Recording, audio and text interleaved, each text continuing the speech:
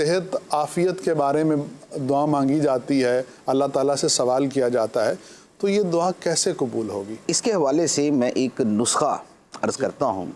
بہت عرصہ پہلے میں نے ایک کتاب میں پڑھا تھا کہ ایک آدمی تھا، اس کی دعائیں بڑی کثرت سے قبول ہوتی تھی۔ ٹھیک، جو دعا کرتا قبول ہو جاتی، جو دعا کرتا قبول ہو جاتی۔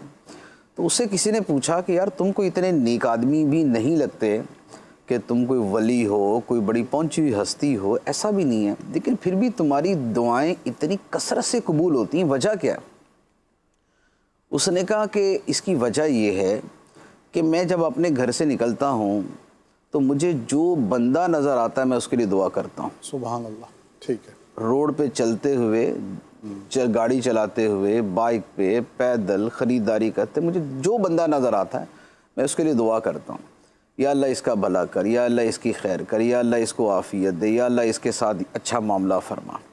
تو میں چونکہ کثرت کے ساتھ دوسروں کے لیے دعا کرتا ہوں، اس لیے اللہ تعالیٰ میری دعائیں قبول فرماتا ہے۔ بہت خوب مفتی صاحب، ماشاء تو اللہ۔ یہ ایک بڑا پیارا نسخہ ہے دعا کی قبولیت کا کہ دعا کی کثرت کی جائے اور دوسروں کے لیے دعا کی کثرت کی جائے۔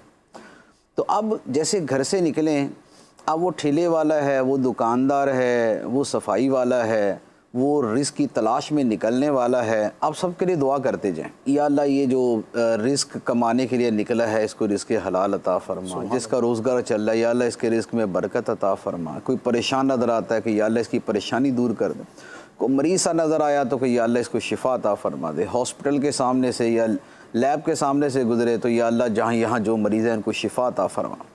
تو کثرت کے ساتھ جب دعا کرنا دوسروں کے لیے معمول بنا لیں تو اس کا نتیجہ یہ نکلتا ہے کہ بندے کی دعائیں قبول ہونا شروع ہو جاتی ہیں۔ اچھا، پھر اس کے بارے میں اس کے چند ایک اور فضائل ہیں اور اس کے اور فوائد ہیں، میں عرض کرتا ہوں۔ ایک حدیث مبارک ہے، مسلم شریف کی حدیث ہے، نبی پاک صلی اللہ تعالیٰ علیہ وآلہ وسلم نے فرمایا کہ آدمی کی اپنے غیر موجود بھائی کے لیے دعا اللہ کی بارگاہ میں قبول ہوتی ہے۔ سبحان اللہ۔ کسی کے لیے دعا کریں جو وہاں موجود نہیں ہے تو یہ دعا اللہ کی بارگاہ میں قبول ہوتی۔ کیا مطلب ہوا کہ مثال کے طور پہ میں اپنے کمرے میں ہوں، آپ اپنے گھر میں ہیں، میں آپ کے لیے دعا کرتا ہوں، ٹھیک، تو یہ دعا آپ کے حق میں قبول ہوگی۔ سبحان اللہ۔ یہ دعا آپ کے حق میں قبول ہوگی کیونکہ میں نے آپ کی غیر موجودگی میں یہ دعا کی۔ اچھا، اب یہ تو آپ کے حق میں قبول ہوگی نا، تو میرا کیا بنا؟ جی، میں تو ویسے کا ویسے ہی رہ گیا۔ اب اس کے اوپر حدیث مبارک سنیے۔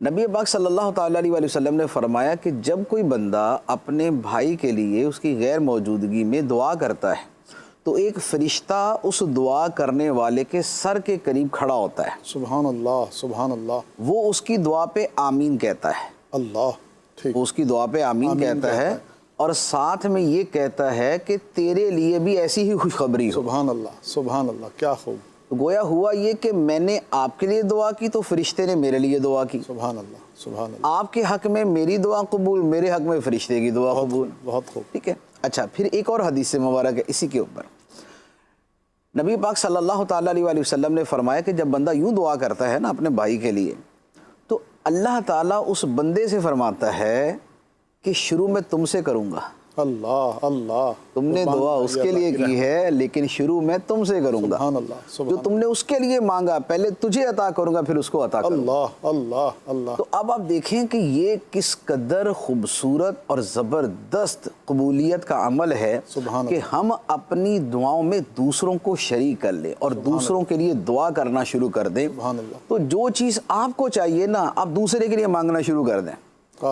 فرشتہ کہے گا یا اللہ اس کو پہلے دے، سبحان اللہ، اور اللہ تعالیٰ فرمائے گا کہ آپ بندے شروع تجھ سے کروں گا۔ سبحان اللہ۔ تو یہ ایک دعا کا بڑا خوبصورت طریقہ ہے، اس کو اختیار کرنا چاہیے۔ اچھا، اس کی فضیلت ایک اور میں فضیلت عرض کرتا ہوں، حدیث مبارک ہے، فرمایا کہ جو بندہ مومنوں کے لیے مغفرت کی دعا کرتا ہے ٹھیک، اللہ تعالیٰ ہر مومن کے بدلے میں اس کو ایک نیکی عطا فرماتا ہے۔ سبحان اللہ، سبحان اللہ۔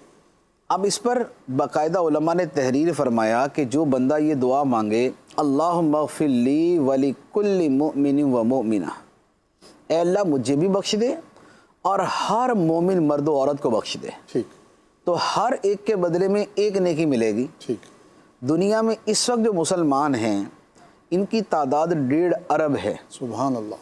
اور ہر مومن تو یہ نہیں ہے، کیونکہ جو فوت ہو چکے وہ بھی تھے اور جو آئیں گے وہ بھی ہے.